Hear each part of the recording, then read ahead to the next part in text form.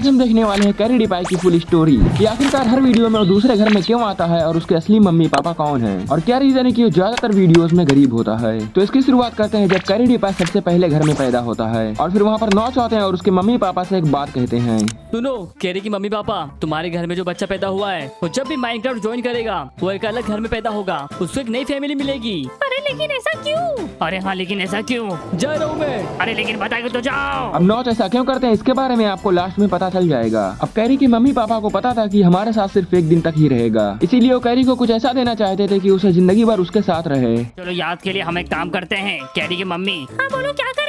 तुम अपना चश्मा और मैं अपनी घड़ी इसको दे देता हूँ ताकि इसको हमेशा हमारे बारे में याद रहे। पापा मुझे जल्दी से दो ना आपकी घड़ी, मुझे आपकी घड़ी पहननी है। मम्मी चश्मा भी दो। हाँ बेटा देता हूँ। इसको तुम हमेशा अपने साथ रखना और हमको याद रखना। थैंक यू मम्मी डाडा आपकी घड़ी और चश्मा देने के लिए। लेकिन आप लोग ऐसा क्यों बोल रहे हो? क्या मैं आपके साथ आगे नहीं रहूंगा? अब बारी आती है दूसरे दिन की जब कैरी दोबारा से माइनक्राफ्ट वर्ल्ड को ज्वाइन करता है और वो पैदा हो जाता है गरीब बाबूजी के घर में जो कैरी से जूते साफ करवाते और उसके दवा दारू का पैसा निकलवाते थे। चले बुढ़बा चले काम कर। हाँ बाबूजी मैं काम कर रहा हूँ। कितना काम करूँ? लिटरली मेरे हाथ दुख रहे हैं काम करते करते। बुढ़बा जल्दी से काम कर वरना तेरी घड़ी बेच दूंगा। अरे नहीं बाबूजी माफ कर दो, करता हूँ। अब इसके बाद कैरी थोड़ा और बड़ा हो जाता है और ज्वाइन करता है किसी और माइनक्राफ्ट वर्ल्ड को जहाँ पर वो अपने गाँव वालों के साथ क्रिकेट खेल रहा होता है क्योंकि कैरी को सीएसके टीम बहुत ज्यादा पसंद थी, लेकिन गाँव के लड़के कैरी को पसंद नहीं करते थे जिससे कि कैरी बहुत ज्यादा बुली होता था। चलो जल्दी से बॉल डालो, मैं अपना बैट लेके आया हूँ आज खेलने के लिए। हम नहीं डालेंगे बॉल तुमको, पहले तुम पिच पे झाड़ू लगाओ तभी तुमको हम लोग बॉल डालेंगे। अरे यार ये क्या मुसीबत है, लगता है पीछे झाड़ू लगानी पड़ेगी। सब कैरी को इतना बुली करते थे कि कैरी को वहाँ पर झाड़ू लगाना पड़ता था। चलो मैंने झाड़ू लगा दी दोस्तों, मुझे बैटिंग दो। हाँ बिल्कुल बैटिंग मिलेगी लेकिन सबसे आखिरी में। चलो भाई लोग बॉल डाल दो जल्दी से। इन सब होने की वजह से कैरी को रोना पड़ता था, मगर फिर भी इतना सहने के बाद बहुत टाइम के बाद कैरी की बैटिंग आ जाती है। चलो मैं बॉल डाल रहा हूँ, ठीक है रेडी रहो। येलो। अरे बाप रे इतनी जोर से बॉल कौन फेंकता है? मेरा पूरा माथा घूम गया।